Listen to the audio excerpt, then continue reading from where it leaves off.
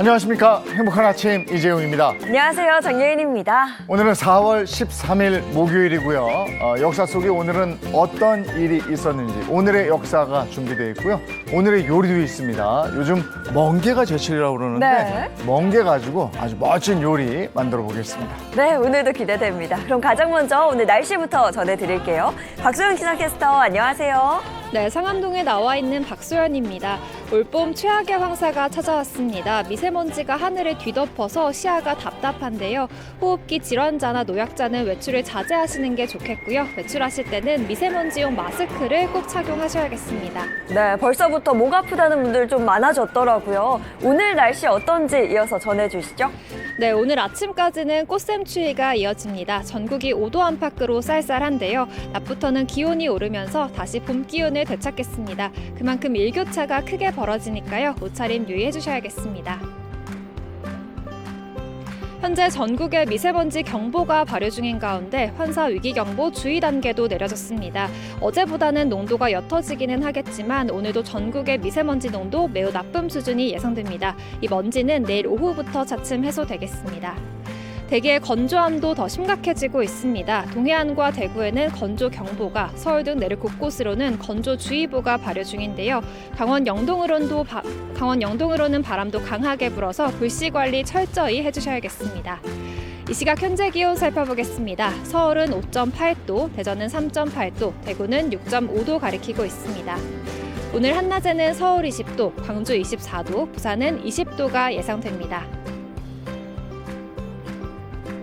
내일 오후부터는 충청과 남부, 제주를 시작으로 토요일에는 전국에 봄비 소식 들어 있습니다. 지금까지 날씨 전해드렸습니다.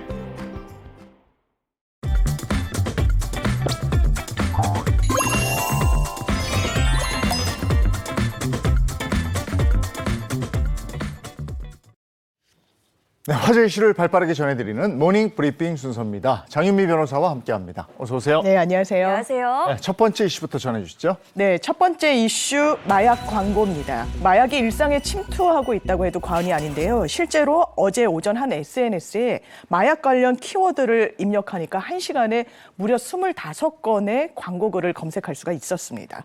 해당 홍보글은 판매책과 직접 소통할 수 있는 텔레그램 계정과 연동되어 있는 경우가 많은데요. SNS를 통해서 마약 판매책과 손쉽게 접근할 수 있는 환경이 마련돼 있는 셈입니다. 경찰이 2018년도부터 지난해 8월까지 검거한 전국의 마약 사범을 분석해봤더니 21.6%가 SNS 등 인터넷을 통해 마약 거래를 한 것으로 집계되기도 했습니다. 때문에 최근에는 SNS 마약 거래가 청소년 마약 사범 증가의 원흉으로 지목되고 있는데요. 이를 규제할 수 있는 방법이 현재로서는 사실상 전무한 실정입니다. 마음만 먹으면 청소년도 쉽게 마약을 구할 수 있다.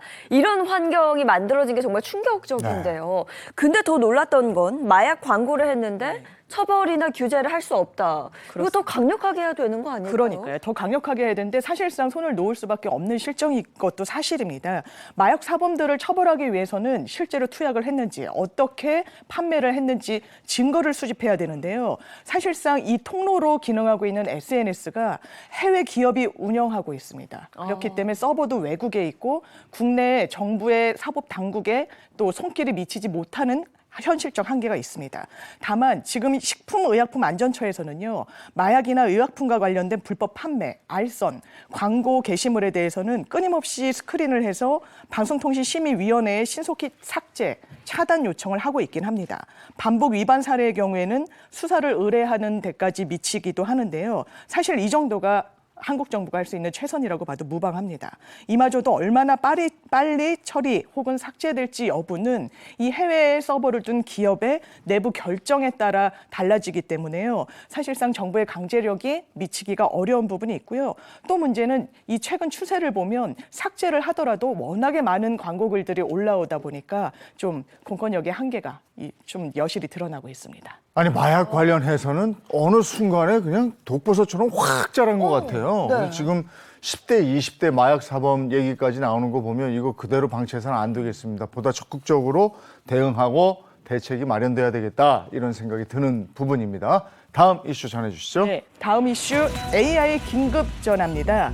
건장한 30대 남성이 본인 반지하방 화장실에 무려 5시간 동안 갇혀 있었다고 합니다. 그런데 무사히 탈출할 수 있었는데요. 문방 6m 거리에 놓여있던 휴대전화 인공지능 덕분이었습니다. 어제 한 매체 보도를 보면 원룸에 사는 한 30대 남성 A씨가 지난 5일 일을 마치고 집에 와서 씻는 중에 반지하 자취방 지하실 화장실의 문이 갑자기 잠기게 됐다라고 합니다. 이 반지하방이라 창문이 일단 없었고요. 화장실도 한 1제곱미터 남짓한 좁은 공간이었는데 출입문이 워낙에 튼튼해서 잘 열리지가 않았다고 해요. 그리고 이 남성 체격이 상당히 좋았습니다. 170cm 정도의 키에 몸무게가 100kg가 넘었거든요. 건강한 체구인 A씨가 아무리 발로 두들겨보고 팔로 쳐봐도 열리지가 않았는데 소리를 5시간이나 무려 질렀지만 아무도 기척이 없었던 겁니다. AI를 그때 딱 떠올리면서 내가 AI 음성 인식 기능을 활용하면 되겠구나라고 해서 말을 걸기 시작했는데요. 처음에는 이 휴대전화 AI가 응답을 하지 않았다고 합니다. 그런데 다행히도 3분 뒤부터 A씨 목소리를 인식하고서는요. A씨가 긴급전화 이렇게 명령어를 외쳤는데 처음에는 인식하지 못하는 듯 했지만 전남 목포에 거주 중인 부모님의 전화번호를 불러주니까 그제서야 인식을 했다라고 합니다. 그래서 부모님께 다행히도 연결이 됐습니다. 네, 뭐 체격이 좋은 30대 남성이다 하더라도 사실 5시간 동안 갇혀 있으면 정말 공포스럽거든요. 그 상황에서 정말 다행히 휴대전화 AI가 부모님과의 전화 통화를 연결시켜 준 거죠. 그렇습니다. 한밤중에 이 부모님은 전화를 받은 거죠. 근데 아들이 통상적으로 대화를 이어가지 못하고 119, 119 이렇게 계속 외치는 소리만 들으셨다는 거예요. 그래서 이거 정말 큰일 났구나라고 생각한 부모님이 바로 119에 신고를 하셨고요. 경찰이 밤 12시 17분쯤에 A씨의 집을 찾아가 문을 여는데 성공했다고 합니다. 그러면서 A씨는 휴대전화 AI가 정말 없었다면 난 지금도 갇혀 있었을 거다. 휴대전화 덕에 살게 돼서 정말 고맙게 생각한다. 이런 소회를 밝혔습니다. 예.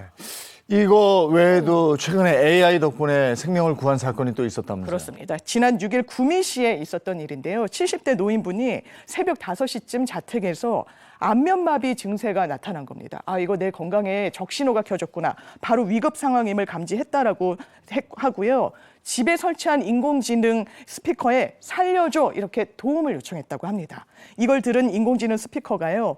매뉴얼에 따라서 관제센터에 위급 상황을 알렸고 관제센터에서는 바로 119 구급대에 신고를 했다라고 합니다. 이 노인분 병원으로 즉각 이송이 돼서 뇌경색 진단을 받긴 했지만 생명에 지장은 없는 상태입니다. 예, 아유 다행이네요. 근데 요즘에 1인 가구가 더 많이 늘고 또 독거노인들도 많고 해서 이게 무슨 일이 생기면 정말 속수무책인데 AI를 활용한 이런 방안들이 또 많이 확대가 됐으면 좋겠다 이런 생각이 드는 부분이 있습니다. 자, 다음 이슈 전해주시죠. 네, 세 번째 이슈 천사 건물주입니다. 초등학생들이 자신의 건물 사이로 통학로를 이용한다는 사실을 알고요. 통학로를 만들어준 건물주 사연이 정말 큰 감동을 주고 있습니다.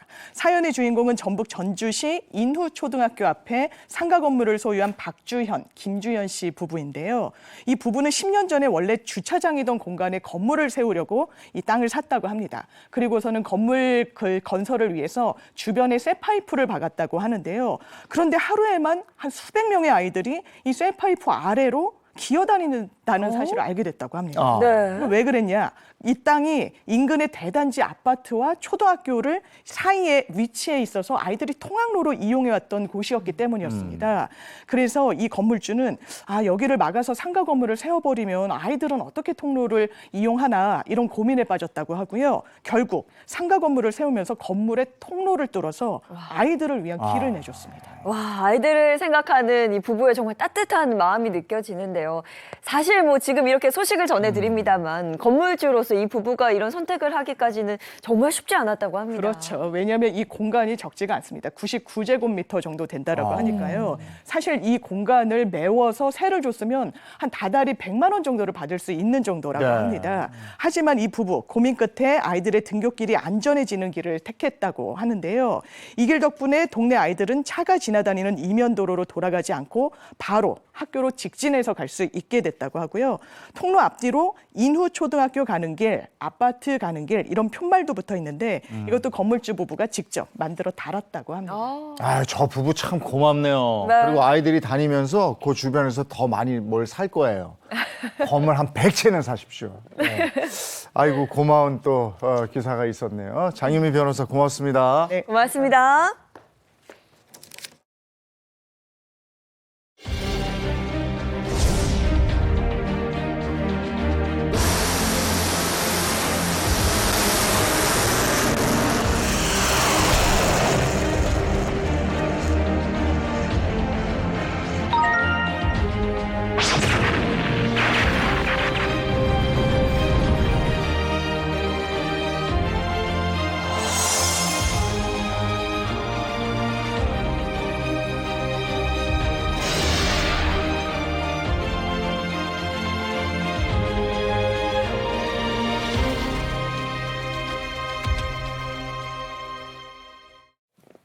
예, 역사 속에 오늘은 어떤 일들이 있었을까요? 오늘의 역사 시작하겠습니다. 개그맨 정철규 씨 어서 오세요.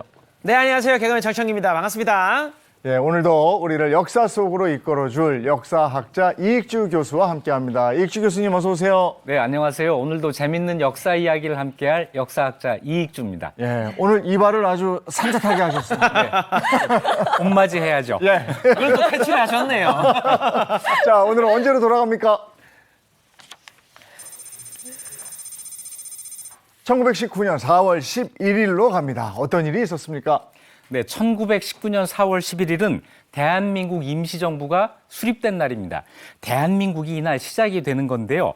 대한민국 임시정부는 3.1운동이 일어난 지 42일 만에 중국 상하이에서 수립이 됐습니다. 세 분 3.1운동 때 발표됐던 독립선언서 그 첫 문장 아세요? 저희는 학교 다닐 때 이거 외웠잖아요. 그때 이것도 외웠어요. 오. 모등은 자의 조선의 독립국인과 조선인의 자주민임을 선언하노라. 이거부터 시작해요. 네, 우리말인 듯 우리말 아닌 듯한 이 문장을 우리말로 번역을 하면 우리들은 지금 우리 조선이 독립한 나라이고 조선 사람이 자주적인 국민임을 선언하노라라는 뜻이죠. 여기서 선언이라는 게 중요한데요. 네네. 선언이라는 건 누구의 허락을 받지 않는 이야기가 아니에요. 그렇죠. 내가 선언하면 그렇게 되는 겁니다. 독립을 선언했으니까 독립을 한 거죠. 자, 그래서 3.1운동 때 이 독립을 자축하는 만세를 불렀던 겁니다. 요즘 결혼식장 가면은 왜 신랑이 만세함창 하잖아요. 그렇죠. 근데 이게 뭘 요청하는 게 아니라 본인의 결혼식을 자축하는 거잖아요. 3.1운동 독립 때도 이게 뭐 독립을 요청한 게 아니라 스스로 자축을 하는 그런 만세였네요. 맞습니다. 그러니까 우리 마음속의 독립은 1919년 3월 1일 날 한 거예요. 이렇게 독립을 이루었으니까 나라가 있어야 되고 정부가 있어야 되잖아요. 그래서 상하이에서 나라를 세우고 임시정부를 세웠던 건데요. 임시정부에 참여한 분들 보면 안창호, 김규식, 김구, 신채호, 이광수 이렇게 우리가 잘 아는 분들 이런 분들이 많이 참여를 했습니다. 근데 정부라는 게 그 국가를 대표하는 기관이잖아요. 근데 왜 우리나라에서 아니라 상하이에서 이루어졌을까요? 네, 그때 상하이에서뿐 아니라 서울에서도 만들고 블라디보스톡에서도 만들었어요. 그런데 그중에서 상하이의 임시정부가 가장 활발하게 활동을 했습니다. 왜냐하면 그 당시 상하이는 중국 땅이었지만 서양 여러 나라들이 조차하고 있는 조계지라고 하는 곳이었거든요. 그래서 일본이 방해하기가 어려워서 한국인 독립운동가들의 활동이 상대적으로 쉬웠습니다. 또 이 상하이에는 3.1운동 이전부터 활동하던 신한청년단이라고 있잖아요. 네. 그게 활동을 하고 있었고 많은 독립운동가들이 많이 거기서 활동을 하고 있었습니다. 이후에 대한민국 임시정부는 장소를 옮겨요. 일본군에 쫓겨가지고 항주로 갔다가 또 충칭으로 갔다 이렇게 되는데 1945년까지 끝까지 타협하지 않고 일본과 싸운 그런 아주 거의 유일한 단체로 의미가 있습니다. 근데 오늘은 이 대한민국 임시정부에 대해서 4월 11일 날 있었던 일을 중심으로 말씀을 드리도록 하겠습니다. 먼저 나라를 세우고 정부를 수립했어요. 무슨 일을 해야 될까요? 뭐 일단은 국호 지금 뭐 나라 이름을 한번 쓱 만들어봐야 되지 않겠습니까? 그렇죠. 나라 이름이 중요하잖아요. 그래서 나라 이름을 정하기 위해서 열띤 토론을 합니다. 자, 우리가 일제에게 나라를 빼앗길 때 나라 이름이 뭐였죠? 대한제국이었어요. 대한제국이었는데 그렇다면 이 나라를 되찾아서 대한제국을 다시 세울까? 이렇게 생각할 수 있는데 제국이라는 게 뭐냐면 황제의 나라라는 뜻이에요. 그러니까 독립운동하던 사람들 사이에서는 왜 우리가 싸워서 황제한테 이 나라를 돌려줘야 되지? 이게 되는 얘기야. 이런 생각을 하는 사람들이 많이 있었습니다. 그래서 어떻게 할까요? 왕이 없고 국민이 주인이 되는 나라. 그래서 제국이 아니라 민국이라고 한 이름을 붙이게 된 겁니다. 그래서 대한은 그대로 두고 제국을 민국으로 고쳐서 대한민국이라고 하는 말이 여기서 나오게 되는 거죠. 야, 네. 이건 정말 대단한 게 500년 동안 왕이 주인인 나라를 네.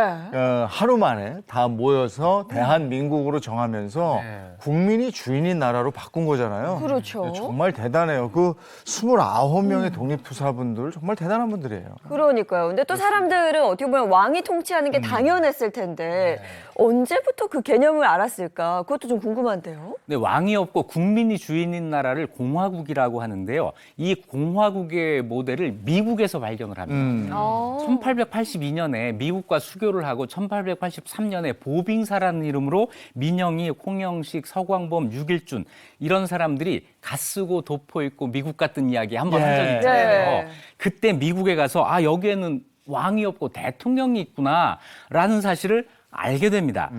귀국해서 고종에게 이걸 보고를 해요. 정치를 어떻게 하느냐. 거긴 국왕이 없고 대통령이라는 게 있는데 4년마다 바꿉니다. 네. 선거 4년마다 하잖아요. 네. 고종이 신기하게 듣긴 했지만 굉장히 못마땅했던 것 같아요. 그럼 뜨끔했겠지. 그렇죠. 네, 나보고 물러나라는 얘기야. 이렇게 들었을 수도 있잖아요. 네. 내색을 안 하다가 14년 뒤에 대한제국이라는 걸 만들어서 황제가 돼요.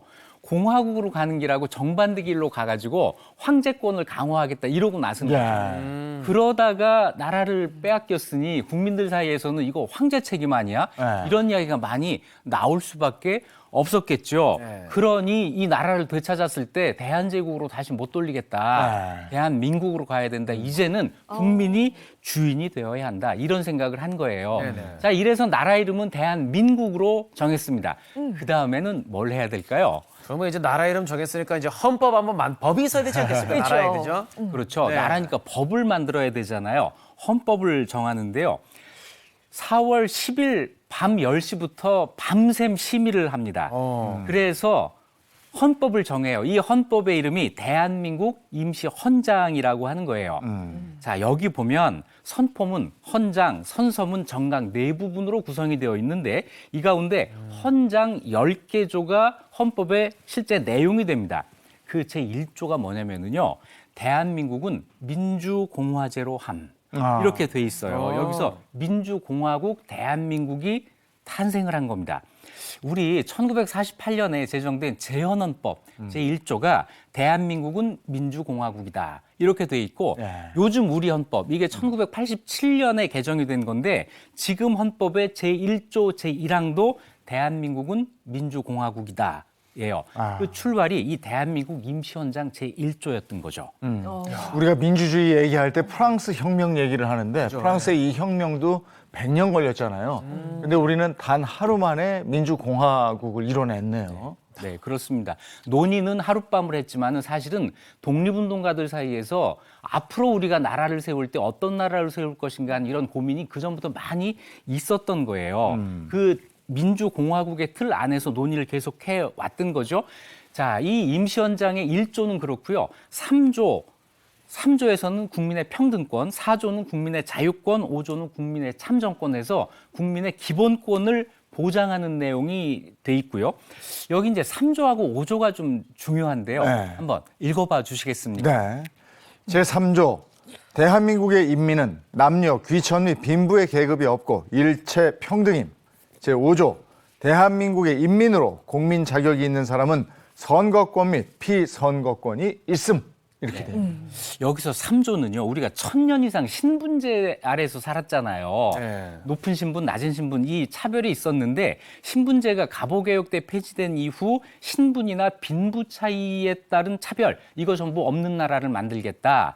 또 한 가지 중요한 게 있어요. 남녀 차별도 없는 나라를 만들겠다. 이런 의지를 표현했어요.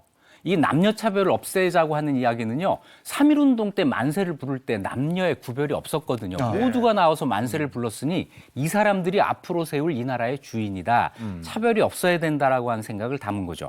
5조는 참정권을 규정한 거예요. 선거권, 피선거권을 이야기하는데 여기도 평등해야 된다.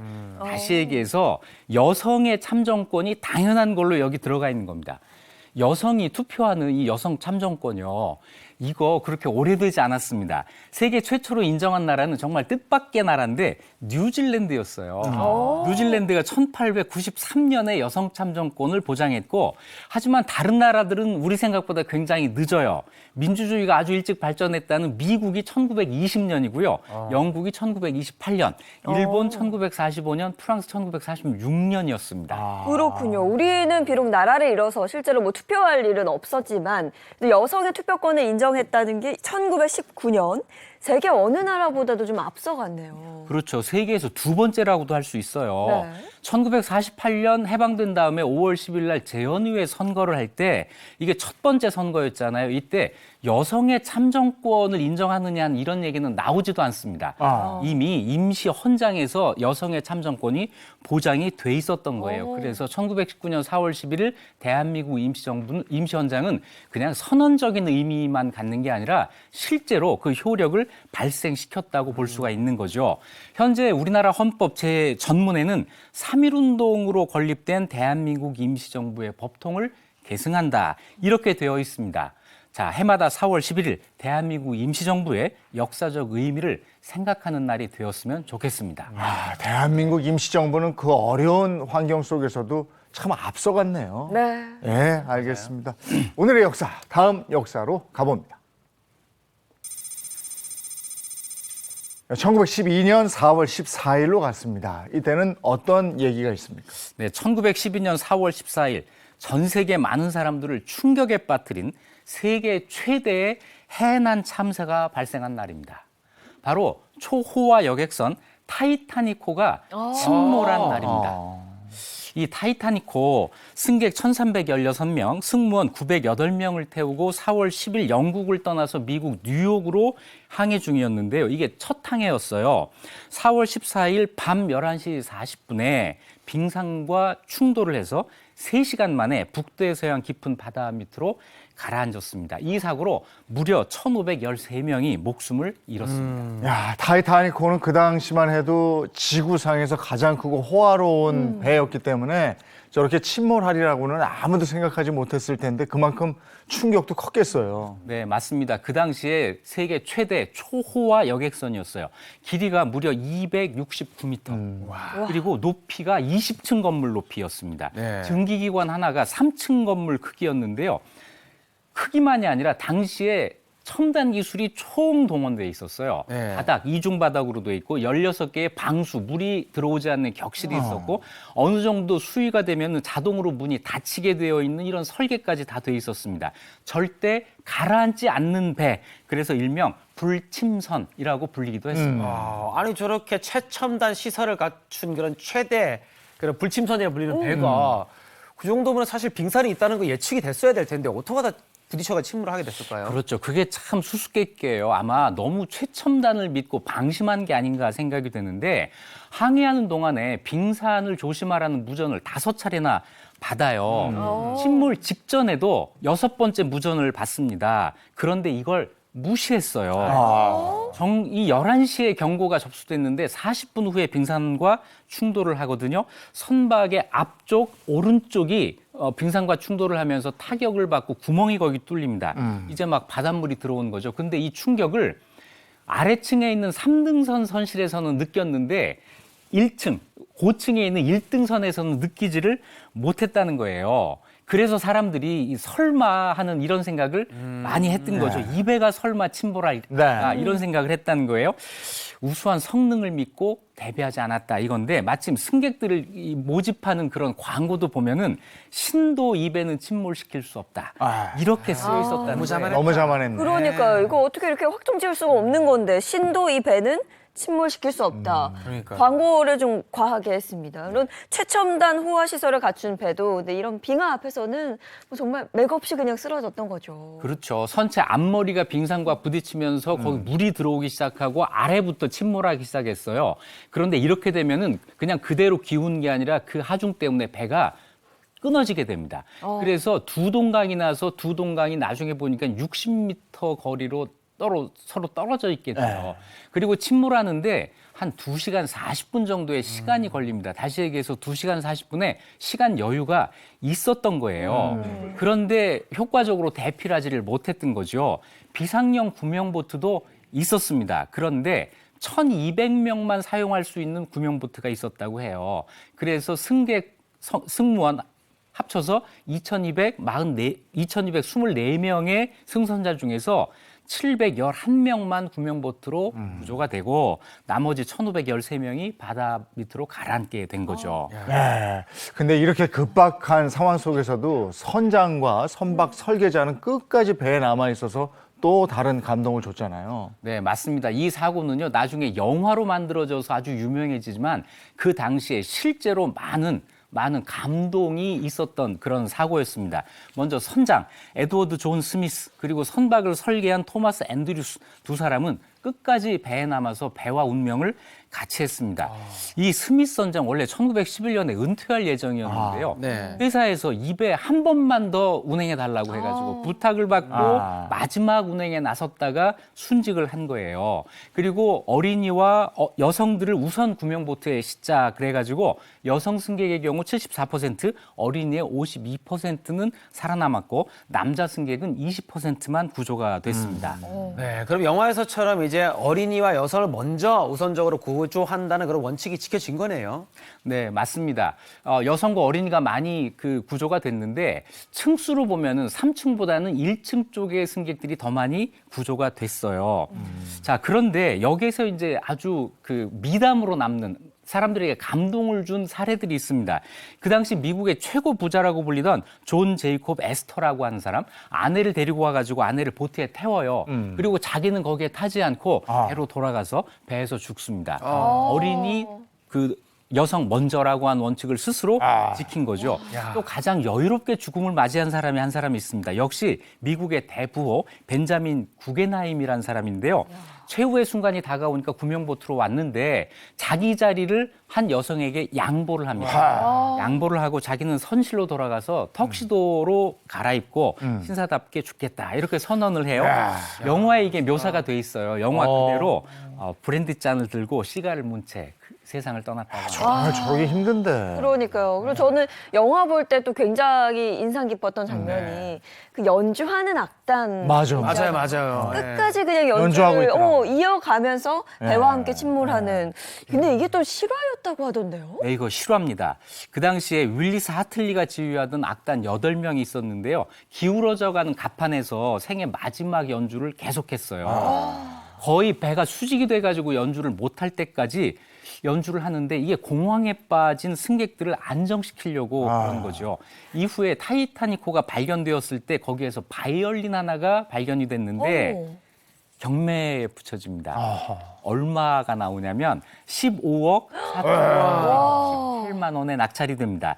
자, 이 타이타닉호 유품 가운데 가장 그 높은 가격이었는데요. 당시 윌리엄 하틀리가 죽었지만 그 몸에 묶여 있었던 가죽 상자 안에서 이 바이올린이 발견이 된 겁니다. 악기를 그럼 몸을 묶어서 그렇죠. 흩어지지 않도록 악기랑 같이 이제 생을 마감한 거네요. 네, 그렇습니다. 야, 그 타이타닉이라는 영화에 나왔던 그런 장면들이 저는 그냥 영화니까 미화한 건지 알았는데 그게 현실이었네요. 정말 대단합니다. 그렇습니다. 이거 알고 나면 영화보다 더 감동적이에요. 그러네.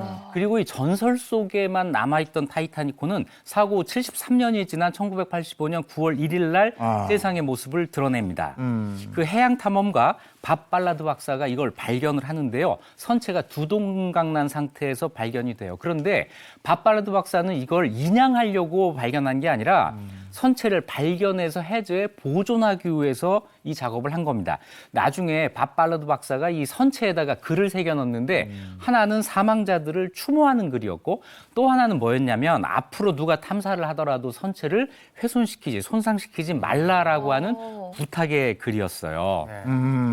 근데 이게 계속 바다에 저렇게 놔두게 되면은 결국 부식돼 가지고 이게 보존이 안 되지 않을까요? 근데 그렇게 되죠. 바닷물의 그 염분, 박테리아, 심해 조류 이런 것 때문에 계속해서 지금도 부식 중입니다. 전문가들의 말에 따르면 2030년에 완전히 부식될 거라고 합니다. 갑니다. 아. 자, 이 타이타닉호 언제나 기술을 믿고 방심하는 이런 사람들에게 경각심을 일깨워주는 그런 사건이죠. 아까 그 바이올린이 15억의 경매가 됐다는 거 그건 몰랐고요. 네. 저는 저거 침몰선 이렇게 탐사할 때 거기서 샴페인하고 와인이 나왔대요. 그래서 그게 굉장한 가격에 경매가로 팔렸다는 얘기는 들었었어요. 네. 네. 알겠습니다. 다음 역사로 가보겠습니다. 1971년 4월 12일로 갑니다. 이때는 어떤 일이 있었습니까? 이날 서울 지하철 1호선 기공식이 있었던 날이죠. 첫삽을 뜬 거죠. 네. 개통 당시 종로선이라고 불리는 지하철 1호선은 1971년 4월 12일에 착공을 해서 3년 3개월 동안 공사를 해서 1974년 8월 15일 날 역사적인 개통식을 갖게 됩니다. 이래서 서울 지하철 시대의 막이 오르게 되는 거죠. 네. 지금 서울에 지하철이 없다라고 생각을 해본다면, 정말 어우. 상상할 수가 없는데 서울에 어떻게 이제 처음 지하철이 생기게 된 걸까요? 옛날에 서울에 전차 있었던 거 아시죠? 네. 네, 전차가 다녔어요. 그런데 이 전차가 너무 느리고 오히려 길을 막는다고 해가지고 1968년에 이걸 없애요. 그런데 그렇게 하다 보니까 서울 시민들의 대중교통 수단이 너무 부족하게 된 그렇죠. 거죠. 이걸 해결하기 위해서 대중교통의 혁명을 일으키겠다. 이런 얘기를 하면서 서울시가 지하철 건설을 추진합니다. 그때 시장이 양택식 시장이었는데요. 서울의 교통난을 해소하는 최선에 대안은 지하철이다.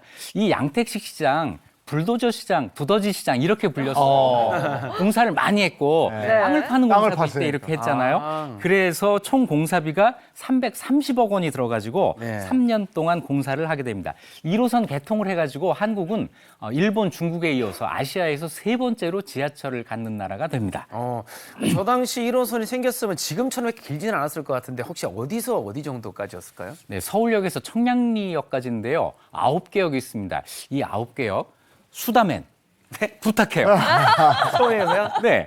서울시청 종상 종호 뭐 회기 의정부 뭐 이 정도 아닙니까? 이 정도까지는 안 갔겠지. 아닙니까? 졸다가 너무 많이 갔어요. 이제 장면은 의정부에 가니까. 여기까지 가면 안 됩니다. 서울역, 시청, 종각, 종삼, 종호, 동대문, 신설동, 제기동, 청량리, 서울시립대 입구역까지 이렇게 되는 거죠. 네, 이 9곳을 하루 평균 23만 명이 이용을 했습니다. 당시 뉴스 한번 보시죠. 대망의 서울 지하철과 수도권 전기철도가 개통됐습니다. 착공 3년 3개월 만에 개통을 본 서울 지하철 종로선은 서울역에서 청량역에 이르는 10.31km로서 이 구간을 불과 18분에 달릴 수 있으며 서울 시내 교통난 해소에 크게 이바지하고 있습니다. 야, 저렇게 해서 이제 서울 땅 밑을 달리게 된 1호선인데 저게 서울만 달린 게 아니고 수원하고 인천하고 이렇게 연계가 되면서 교통망이 더 촘촘해진 거잖아요. 네, 그렇습니다. 지금은 수도권 전철과 연결이 네. 돼 있고요. 서울 시내는 2호선부터 9호선까지 그 뒤에 착공이 되고 완성이 돼서 지금은 서울 시내 지하를 아주 거미줄처럼 연결을 하고 있죠. 우리는 서양의 주요 나라들보다 한 100년 정도 늦게 지하철을 건설했지만 지금은 세계 어느 나라 지하철보다 좋은 지하철을 가지고 있습니다. 외국인들이 서울 와가지고 놀라는 게 한국의 이 지하철이에요. 맞아요. 지하철이 이렇게 조용할 수 있나, 이렇게 깨끗할 수 있나, 이렇게 편할 수 있나 이런 이야기를 많이 하죠. 서울 지하철 총연장이 지금 327km인데요. 이게 세계에서 도시 가운데 5손가락 안에 드는 그런 거리입니다. 네. 아니 서울은 정말 차 없이도 다니는데 전혀 오히려 더 편해요. 약속시키려면 지하철 타야 된다. 그렇죠. 최고죠. 워낙 운행 거리가 길어서 정말 차 없이도 여기저기 다 다닐 수 있도록 해놨는데, 근데 지하철 1호선 개통식 날 정말 많은 축하가 있어야 되는 이 날에 오히려 좀 침울했었다고요. 네, 맞아요. 그 역사적인 개통식 날, 그날 아주 큰 사고가 있었습니다. 1974년 8월 15일인데요. 지하철 건설을 다 마치고 이 기념식을 하기 위해서 주역들이 다 모여서 대통령이 와서 개통 테이프를 끊어주리라고 기대를 하고 있었는데 대통령 부부가 끝내 오지를 못합니다. 그 오전에 있었던 광복절 기념 행사에서 네네. 대통령 부인 유경수 여사가 피격됐기 때문이에요. 예정됐던 축하 행사는 전부 취소되고 지하철 개통도 언론에서 단신 정도로만 취급이 됐습니다. 자, 그 개통식 날이 하필 또 유경수 여사 사망이라고 겹치면서 이 성대하게 개통식을 못한 것 같은데, 근데 저는 궁금한 게 그 당시 지하철이 처음 생겼잖아요. 시대도 너무나도 과거고 지하철비가 얼마 정도 했는지. 아, 요금이. 지하철 요금. 요금이. 예. 지금 지하철 요금 얼마인지 아세요?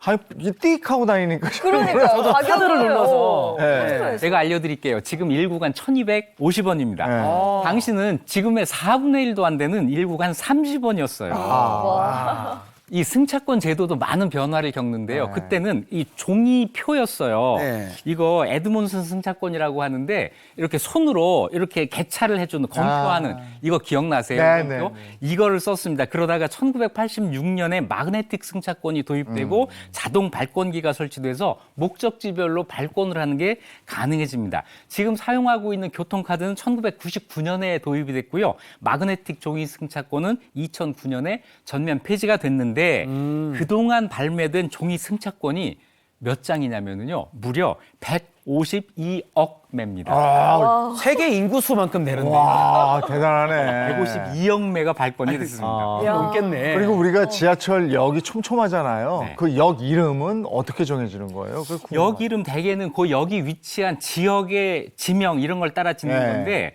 이 지하철 역 이름만 자세히 봐도 서울의 역사, 서울 사람들의 생활이 거기 보여요. 예를 들어서 지하철 1호선 제기동역 있잖아요. 네. 이 제기동은 조선시대 성종이 풍년을 기원하기 위해서 친히 제사를 지내던 자리, 제기예요. 네. 그 옆에 선농단이 있단 말이에요. 그래서 제기동이고 이게 제기역이 된 거죠.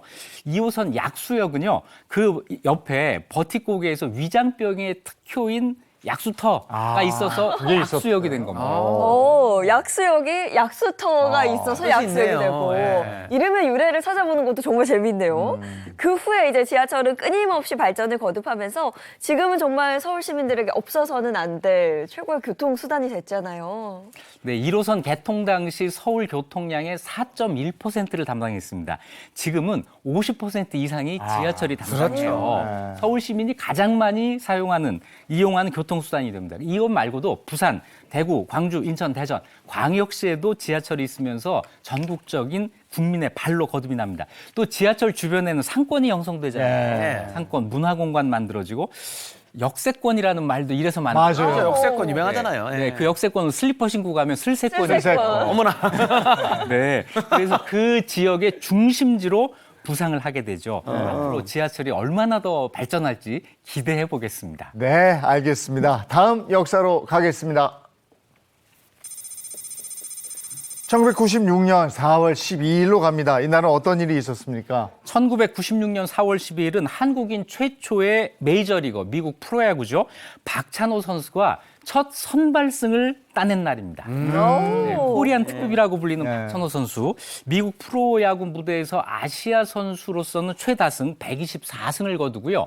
5시즌 연속 2자리 승수를 거두었고 또 투수인데 홈런도 쳤어요. 한국인 최초의 홈런 이런 전설로 기록이 되어 있습니다.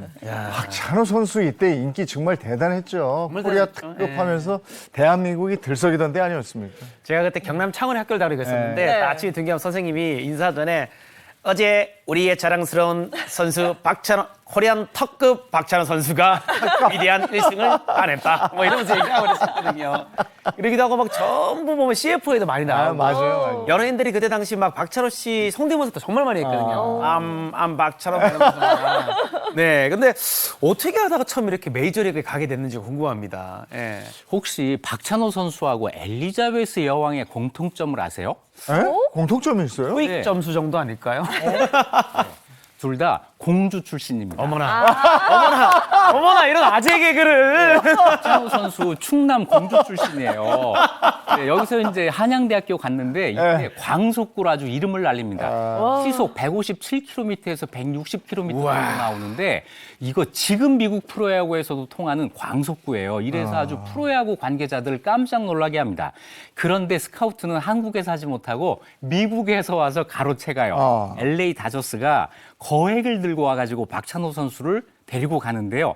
그때 계약금이 120만 달러였어요. 당시 환율로 9억 6천만 원인데 그 당시 미국 내 최고 유망주도 받기 힘든 금액이었어요. 아, 그래. 그러니까 입단할 때부터 대단했던 거고 네. 사실 박찬호 선수가 정말 대단한 이유가 보통의 선수들은 일반적인 경우에는 메이저리그 무대에서 뛰려면 마이너리그를 거쳐야 되거든요. 그렇죠. 예. 근데 박찬호 선수는 마이너 생활 없이 바로 갔어요. 맞아요. 바로 메이저 무대에 뛰었고 그리고 개막전 메이저리그 개막전 무대에도 섰었어요. 맞습니다. 네. 이게 아주 기록인데요. 1994년 4월 8일 날 아틀란타 브레이브스와의 홈 경기에 9회 4대 0으로 팀이 지고 있을 때 사실은 시험용으로 등판을 한 거죠. 첫 등판에서는 2루타 하나를 맞고 볼넷 2개 주고 스트라이크아웃 2개 잡고 땅볼 하나로 해가지고 무난히 2실점하고 끝내는데 이게 뭐 기대에 미치지 못하는 성적이었지만 그 긴장감 속에서 이 정도면 아주 잘한 거예요.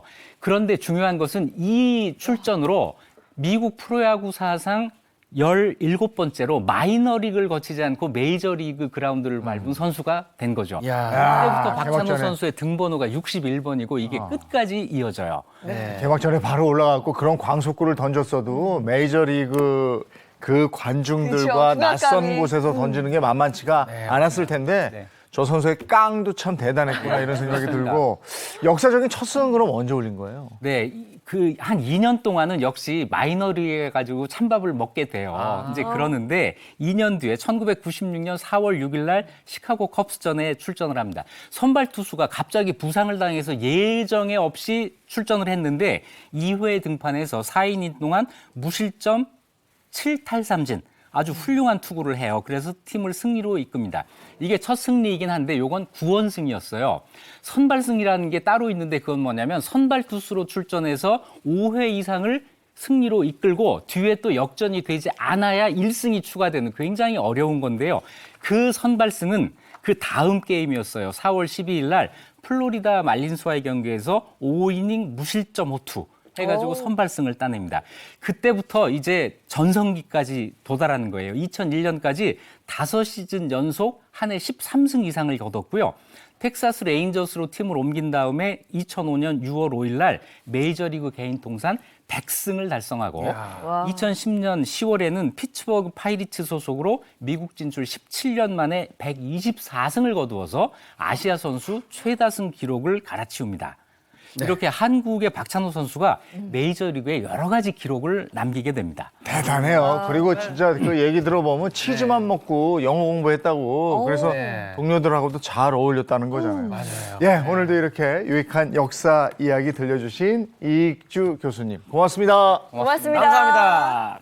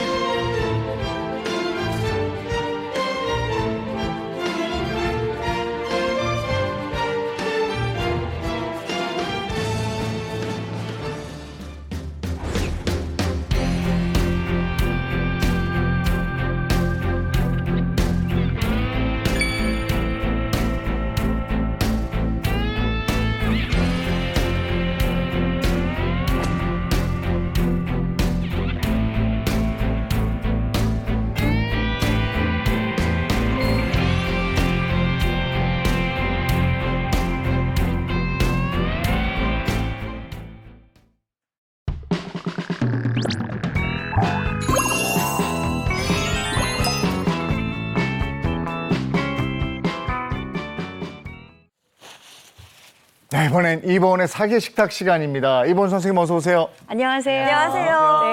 네. 요즘 제철이 뭐가 제일 맛있는지 아세요? 요즘 뭐 봄나물도 많이 나오고 네. 그렇죠? 뭐가 많더라고. 요새. 요새요, 제철이기도 하지만 가장 맛있을 식재료가 있어요. 바로 네. 멍게입니다. 네. 멍게의 제철은요, 보통 3월부터 한 6월까지인데요. 굉장히 싱그럽고 그 맛있는 향 때문에 정말 많은 분들 좋아하시죠. 그래서 제가 오늘은요, 멍게 한상 특집을 마련을 했습니다.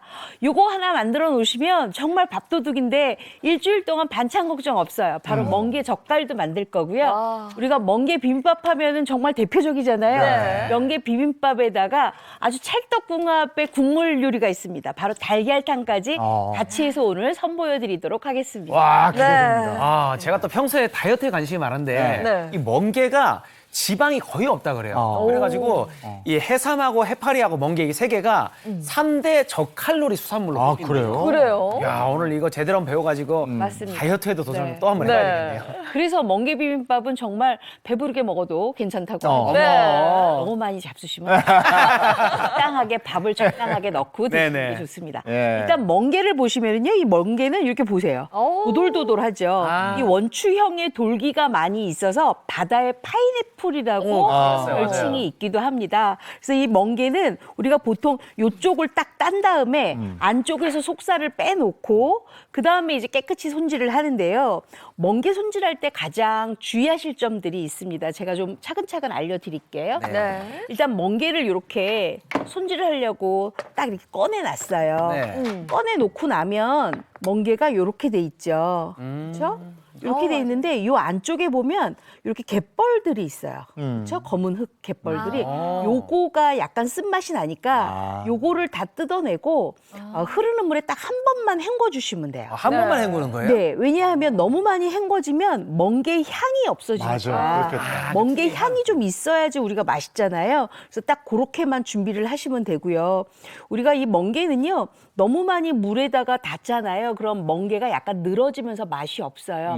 멍게는 약간 살캉살캉하게 씹히는 맛이 좋기 때문에 이 멍게는 되도록이면 손질할 때 꼭 그렇게 주의를 하시고요. 네. 제가 오늘 처음에 만들 요리는 바로 멍게 젓갈이에요. 이 멍게 젓갈을 제가 이렇게 다 이렇게 손질을 해왔거든요. 손질을 해왔으면 요거를 먹기 좋은 크기로 좀 썰어야 되잖아요. 보통 이제 젓갈 그러면 조금 짠맛이 많이 도드라지지 않나 하는데 이 멍게 젓갈은 제가 생각하면 요거는 익혀 먹지 않는 젓갈이기 때문에 그닥 짜지 않고 그다음에 이 안에 들어가 있는 양념이 같이 결합이 돼서 우리 먹기가 굉장히 좋거든요. 그래서 일단은 이렇게 다 썰어 주셔야 돼요. 그러고 나서 요거를 이제 절임을 한번 하는데 어떤 절임을 하냐 하면 소금에다가 한번 절여 주시는 게 좋아요. 자, 제가 그거까지 알려드릴게요. 네. 저는 요거 예. 초고추장에 하나 그러니까. 먹었어요. 그 생각하고 있었어요. 지금 그냥 탁 찍어 먹어도 맛있을 텐데. 제가 일단 경남 창원 마산 사람이라 바닷가 쪽이거든요. 네. 어렸을 때부터 먹다 보니까 처음에 보면 이게 향이 그냥 아우 군침이 지금 바다 향이에요, 멍게 향. 그렇죠. 너무 좋네요. 예. 제가 옆에 계시면 하나 딱 찍어서 입에다 넣어드리고 싶은데 근데 예전에 골목에서 저렇게 이렇게 맞아요. 예? 손수레에다가 옷빈 예전에는 가지고 이렇게 찍어 먹게. 옷빈으로. 예. 요즘엔 다 없어졌어 그런 건요. 그러고 보면 참 옛날 사람이에요. 저는 모르거든요. 그걸. 저도 오픈 세대거든요. 네. 이럴 때 한 번씩 속된 말로 연식이 나온다는 게 자, 이렇게 이제 준비가 됐어요. 네. 이렇게 준비가 됐으면 우리가 이제 여기다가 양념을 해야 되는데 제가 먼저 손질을 해야 된다 그랬잖아요. 요거 요렇게 담아놔요. 아, 담아놓고 여기에다가 뭘 뿌리냐면 이게 지금 굵은 소금이에요. 아. 굵은 소금을 뿌려서 딱 2시간 정도만 재워주세요. 이렇게. 아. 이렇게. 살살살살 저는 약간 바락바락 아니에요. 낙지하실 때처럼 하시는 아니에요. 요거는 멍게는 손을 너무 많이 내면 일단 늘어져요. 그러니까 되도록이면 손도 적게 넣어야 되고 그다음에 너무 물에 헹구는 것도 좀 삼가해야 되고 멍게가 우리가 맛은 굉장히 좋은데 손질하기가 조금 까다로워요. 근데 그러네요. 여기까지만 이렇게 해놓으시고요. 네. 요거를 딱 2시간 정도 두시면 어떻게 되냐면 요게 지금 절임이거든요. 절임한 거거든요. 요 보시면 수분이 나오죠. 근데 조금 더 나와요. 왜냐하면 제가 요 수분을 미리 이렇게 좀 받았어요. 아, 그 절임물인 거죠? 아, 그 버리지 않고요. 네. 왜냐하면 우리가 그 멍게 젓갈을 담으려면 멍게 젓갈의 향이 그대로 살아 있어야 되는데 일단 절임을 했으면 이렇게 물이 나오거든요. 요 물을 버리지 말고 이따 양념에 같이 다 넣으셔야 돼요. 그렇기 때문에 멍게 젓갈이 싱그럽고 맛있는 거예요. 자, 그래서 이것까지 저걸 이렇게 안 다 버리는구나. 준비를 해놓으시고요. 자, 그러면 멍게 젓갈에 들어갔을 때 가장 맛있는 채소들이 있어요. 바로 뭐냐 하면 양파, 대파, 청양고추, 붉은 고추예요. 우리가 보통 이제 멍게 젓갈은 삭혀서 먹는다가 아니라 우리 어리굴젓은 삭혀야 먹잖아요. 맞아요. 멍게 젓갈은 그냥 드세요. 버무리고 난 다음에. 바로 먹을 수 있어요. 네. 아. 그러면 이렇게 아, 젓갈류라 전 당연히 좀 아니에요. 뒀다가 먹는 줄 자, 알았어요. 그러면 이 멍게젓갈을 담으려면 양념장이 먼저 필요하겠죠. 네. 제가 양념장을 먼저 좀 만들게요. 일단 고춧가루가 들어가요. 고춧가루. 오, 많이 들어가네요. 네. 고춧가루가 들어가고 여기에다가 이제 다진 마늘이 들어갑니다.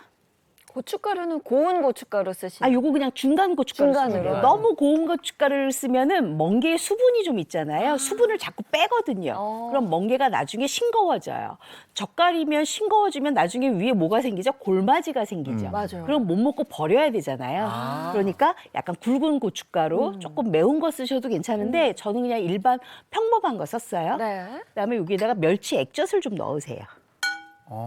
이렇게. 소금에 절였는데도 멸치액이 네. 또 들어가네요. 그리고 멍게가 비린 맛이 약간 조금 있잖아요. 바다의 비린 맛. 네. 근데 요거를 싫어하시는 분도 계시는데 저는 사실 요 맛이 더 좋거든요. 네. 그렇기 때문에 여기에다가 맛술을 좀 넣어주세요.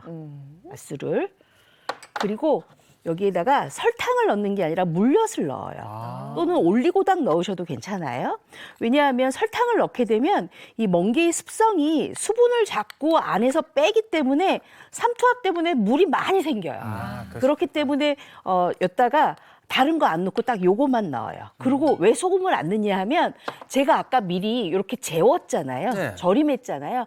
일단 소금 간은 다 되어 있는 상태라고 보시면 돼요. 네. 그러니까 더 이상 소금 간 하시면 안 돼요. 네. 그렇죠? 자, 그랬으면 요거를 이렇게 잘 섞어요. 야, 매주 말하지만 요리는 정말 과학입니다. 네. 제가 과학적으로 만들잖아요. 다 이유가 있어요. 선생님 그 표정 뭐예요? 자, 이렇게 해서 잘 섞으면 고춧가루가 약간 불려져서 좀 부드러워지죠. 네. 어머, 고춧가루 너무 많은 거 아닌가 이렇게 생각을 하실 텐데요. 멍게 1.5kg 또는 2kg의 분량이면 이 정도면 아주 충분합니다. 자, 이렇게 잘 섞었어요. 잘 섞었으면 제가 아까 이제 여기에 넣어야 된다는 게 있었잖아요. 네. 뭐냐? 양파하고 뭐. 바로 요거예요. 멍게 물. 절임물. 담아놓은 이걸 거에. 넣어야 되잖아요. 이걸 넣어야지만 요게 훨씬 더 맛있고 부드러워지거든요. 그래서 요걸 이렇게 해서 불려주세요. 저 물이 되게 충분하게. 깨끗하네요, 또 보니까. 그쵸? 네. 왜냐하면 멍게 다 손질하고 난 다음에 절였으니까 멍게 뭐 다시 한번 손질할 필요가 없는 거죠. 네. 그러면 제가 퀴즈 하나 낼까요? 예. 혜주 씨 워낙 멍게 좋아한다니까 그러면 제가 이렇게 절임했어요. 네네. 물에다 다시 또 헹궈야 될까요? 말아야 될까요? 왠지 아까 한 번만 헹군다는 걸 보니까 더 헹구면 안 될 것 같은데요. 맞아요. 하지 않고 바로 쓰시면 돼요. 네. 그리고 헹궈지면 다시 물성이 들어가기 때문에 젓갈의 의미가 없어지죠. 그렇죠? 네네. 자, 이렇게 해서 아주 부드럽게 됐어요. 자, 그럼 여기에다가 양파. 맛 나는 양파. 들어가네요. 궁합이 잘 맞는. 네. 너무 궁합이 잘 맞아요. 그리고 대파. 대파는 꼭 흰 부분만 쓰셔야 돼요. 아, 향이 더 많이 나죠. 그렇죠. 그리고 굉장히 단단하면서도 부드럽고 파향이 많이 짙기 때문에 훨씬 더 좋고요. 그다음에 우리가 초록의 이파리 부분을 많이 쓰잖아요. 그럼 점액질 나서 약간 점액. 씁쓸합니다. 맞아요. 그리고 여기에다가 청양고추. 아, 많이 넣어도 될 것 같아요, 청양고추. 이 정도는 좀 넣어줘야죠. 네. 그리고 색깔 내야 되니까 빨간 빨간색. 고추. 어우, 넣었어요. 예쁘다. 색감이 아주 벌써 태연해요. 만능 양념 같은 느낌이 딱 만들어지네요, 지금. 야. 이렇게 다 버무려 놓고요. 아, 이제 아까 준비했던 멍게. 멍게를 넣습니다. 주인공의 등장입니다. 야, 이 바다 향이 느껴지는데 좋네요. 잘 섞어줘요. 지금 여러분들 보시면 멍게 양이 왜 이렇게 적지 하실 텐데 네. 제가 촬영이라 요것과 요것을 같이 넣어야지 맞아요. 일부러 그 양을 조금 적게 네, 좀 잡으신 거죠? 줄여드린 거예요. 네. 방송에 많이 하면 더 좋은데 전략을 또 해야 되니까. 원래는 이거보다는 멍게 양이 조금 더 많이 들어갑니다. 그렇죠. 그래서 요까지 같이 넣어줘야 맞는 거예요.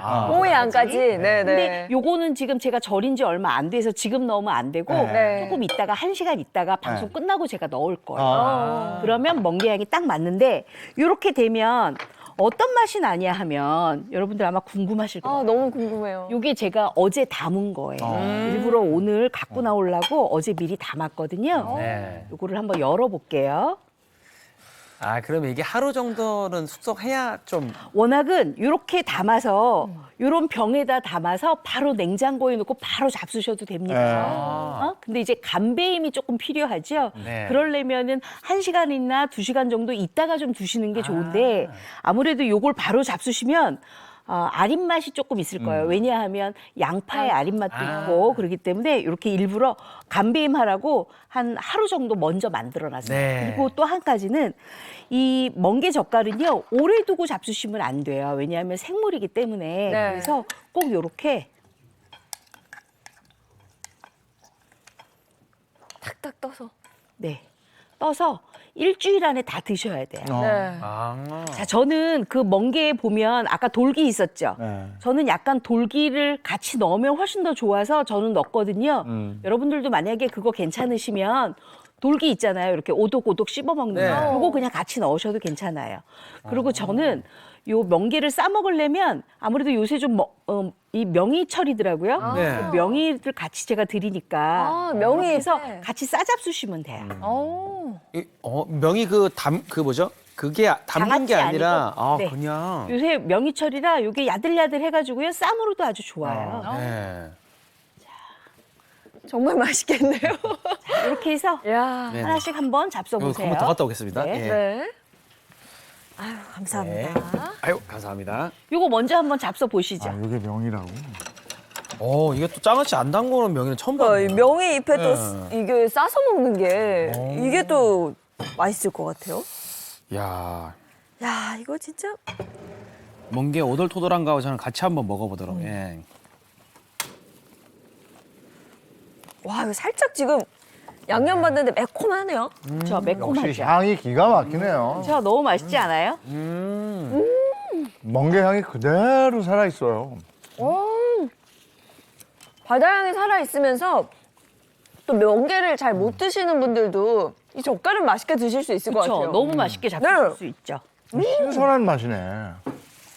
젓갈은 원래 좀 곰삭은 맛이라고 표현하는데 이거는 아주 신선한 맛이에요. 엄청 신선하죠. 그렇기 때문에 제가 이름이 젓갈이기 때문에 오래 삭히나 하실 텐데 아니에요. 이름만 젓갈일 뿐이지 담자마자 바로 그 순간부터 간배임만 되면 바로 드실 수가 있는데 딱 일주일 안에 잡수셔야 훨씬 더 맛있게 멍게 드실 수가 있어요. 그리고 멍게가 흐물흐물해지지 않고 씹는 맛이 그대로 굉장히 네. 탄탄하지 않아요? 네. 이게 바로 살아있어요. 절임의 기법이에요.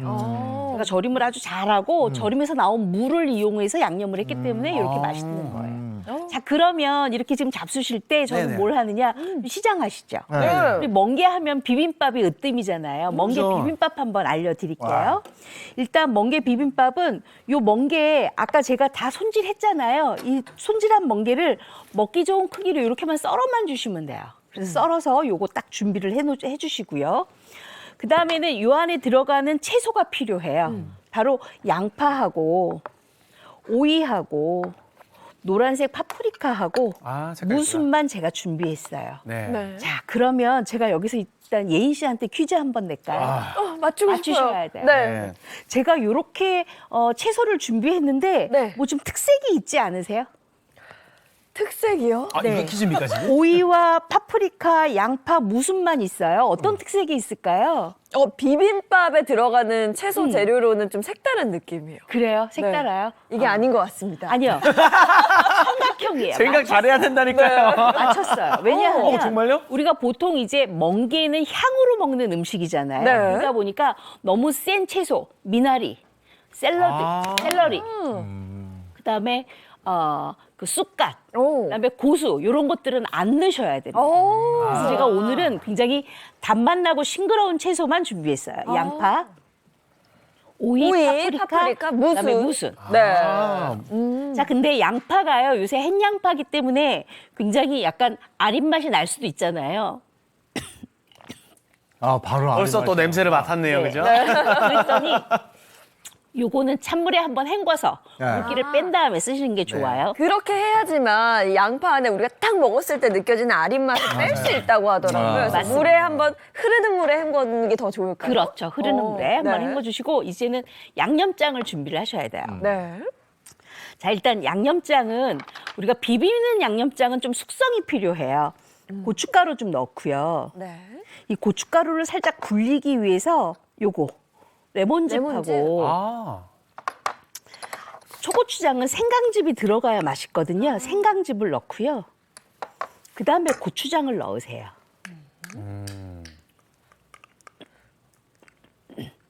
고춧가루를 항상 좀 살짝 네. 불려서 쓰는 게 좋다고 하더라고요. 그래야지만 고춧가루 색이 우러날 뿐만 아니라 고춧가루가 굉장히 날래가 안 나고 굉장히 부드럽죠. 부드러워져요. 네. 이렇게 잘 섞어요. 자, 잘 섞은 다음에 여기에다가 요것만 넣으시면 돼요. 이제 다진 마늘, 마늘 넣어야죠. 그다음에 식초 넣어야죠. 새콤해야 해야 네. 되니까. 고추장으로 만든. 그리고 여기다가 물엿을 넣으세요. 이것도 역시 올리고당 올리고당 넣으셔도 그렇죠. 됩니다. 올리고당 넣어도 괜찮아요. 설탕만 아니면 돼요. 그렇죠? 네. 이렇게 해서 잘 섞어요. 아니 집에 올리고당은 많이들 가지고 계시는데 네. 물엿은 저희 집에도 없거든요. 그래요? 네. 둘 중에 하나 넣으시면 돼요. 둘 중에 하나 편하게. 이렇게 네. 이제 잘 섞었어요. 자, 이렇게 잘 섞은 양념장은요. 이렇게 병에 담아서 하루 정도 냉장고 숙성을 시키잖아요. 그러구나. 색깔이 어때요? 조금 더 밝은 색이 나죠. 네네. 네네. 그리고 훨씬 더 맛이 깊어요. 이렇게 하루 정도 냉장고 숙성을 하면 이렇게 해산물을 비벼 먹는 고추장으로는 아주 좋거든요. 아. 그래서 우리가 멍게 비빔밥에는 꼭 이렇게 하루 정도 숙성한 고추장을 넣는 게 좋습니다. 네. 제가 고추장 드렸거든요. 네네. 한 네네. 번씩 찍어 잡숴 보세요. 요것도 하루 정도 숙성한 네. 고추장인 거죠? 그렇죠. 선생님 혹시 밥은 없을까요? 기다려 보세요. 좀 있습니다. 비빔밥이잖아요. 그렇죠. 어머나. 일단 고추장 먼저 맛을 좀 네. 먼저 보시라고요. 달달하다. 그러면서 약간 네. 날리는 고추장 맛이 아니라 네, 네. 깊은 맛이 한번 싹 감아줘요. 가라앉아 있는 무게 이런 거. 그렇죠. 자, 이제 됐으면 이제 잡숴 보셨으니까 이제부터 여기에다가 채소를 좀 얹어요. 노란색. 그다음에 초록색도 같이 좀 얹어요.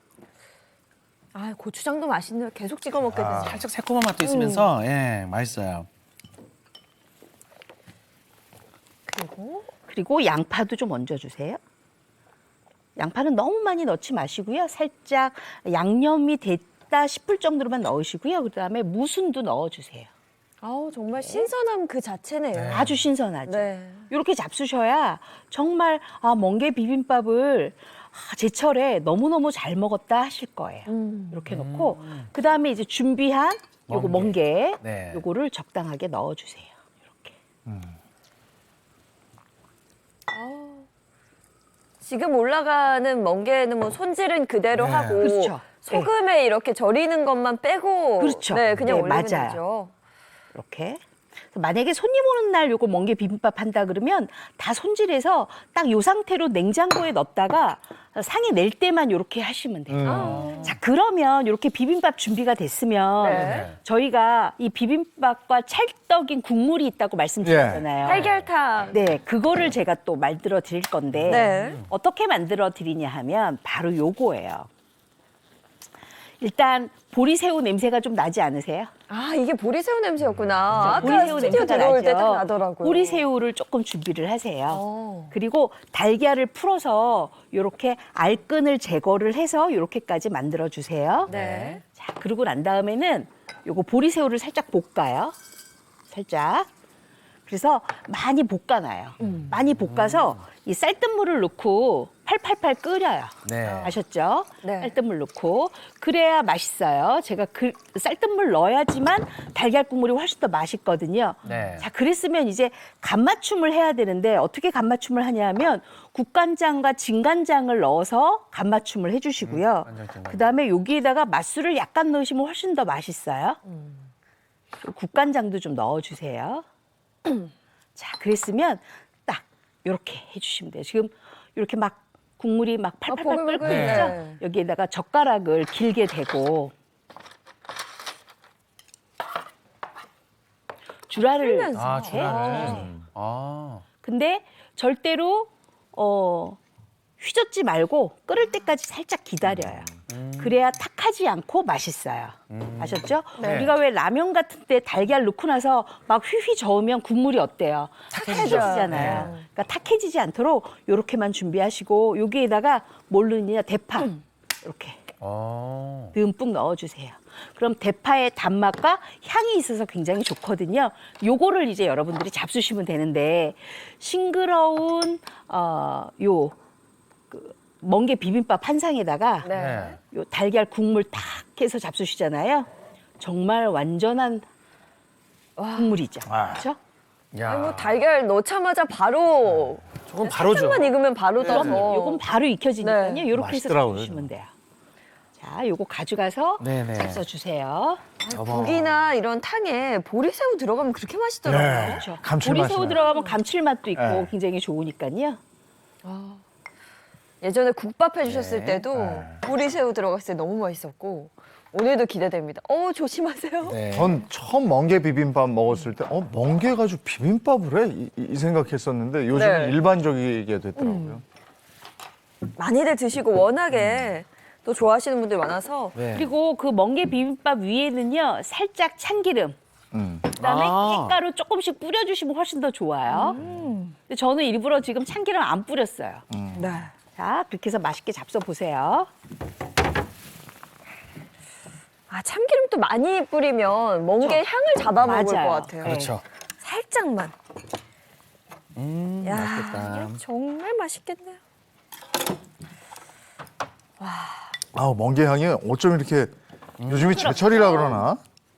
제철인데다가요 손질을 잘했다고는 생각 안 하세요? 여기 있구나.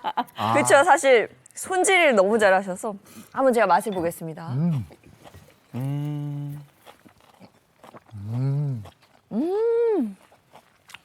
이게 바다를 품었네. 그렇죠.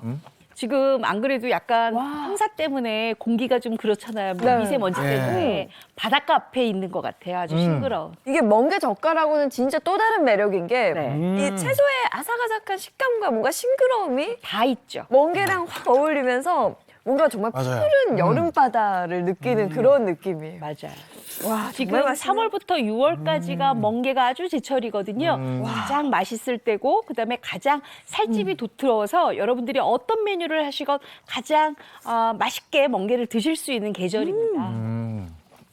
멍게가 정말 향으로 먹는다고 그러더니 네. 근데 저는 향만 좋은 게 아니라 멍게 식감이 되게 좋아요. 그렇죠. 식감이 좋죠. 칼칼하면 약간 단단하거든요. 네, 왜냐하면 지금이 딱 제철이기 때문에 멍게 식감이 좋은 거고요. 그다음에 제가 이 멍게는 손을 너무 많이 가게 하면 안 된다고 꼭 말씀드렸잖아요. 손질할 때 꼭 조심하셔야 되고 안쪽에 있는 갯벌을 완전히 빼고 난 다음에 손질해 주시는 게 그게 멍게의 포인트예요. 달걀탕도 맛을 봐야죠. 시원하게 한번 잡숴 보세요. 와, 이 새우 향이 너무 좋죠. 너무 좋은데요?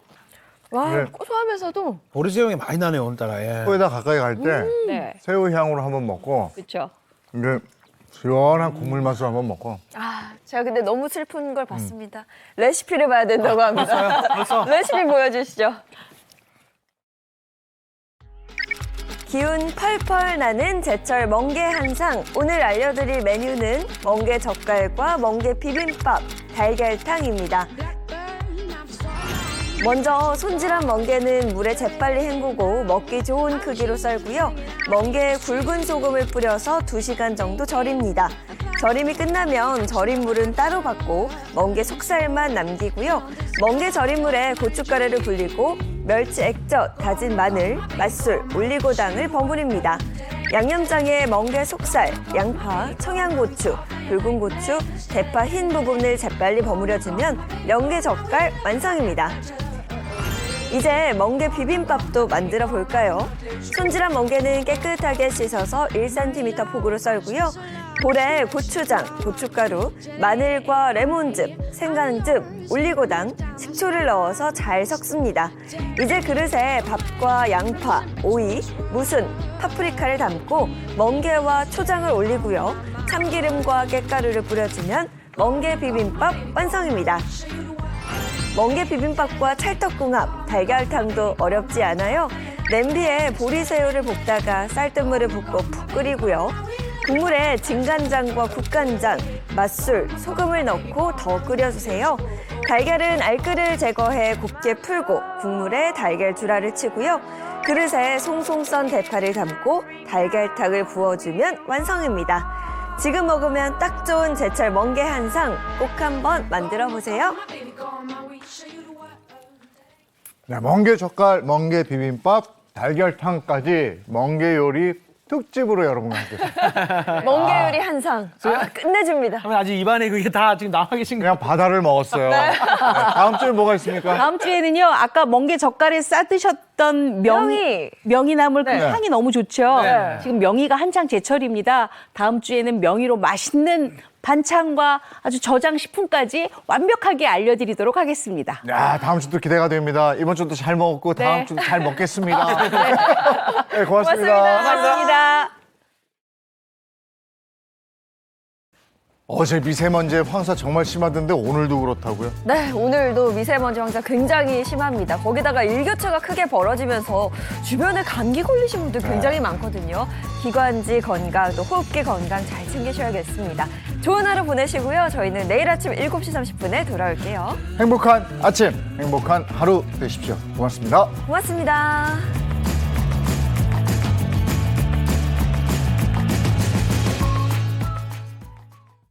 채널 A